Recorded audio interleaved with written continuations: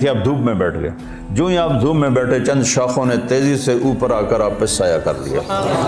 تو بحیرہ یہ دیکھ رہا تھا، تو وہ کہنے لگا اس بچے کا باپ کون ہے؟ ابو طالب فرمانے لگے میں ہوں۔ کہا جھوٹ بولتے ہو، اس کا باپ مر چکا ہے۔ کہنے لگے ہاں وہ میرا بھائی تھا، لیکن یہ مجھے اپنے بچوں سے زیادہ محبوب ہے۔ تو اس نے سے آپ کی آنکھوں کو دیکھا، اس میں سرخ ڈورے تھے۔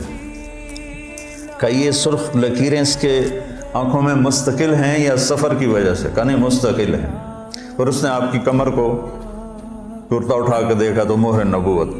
کہا یہ اس دنیا کا آخری نبی ہے، اس کو یہیں سے لے کر واپس چلے جاؤ ورنہ یہود دیکھیں گے تو قتل کر دیں گے۔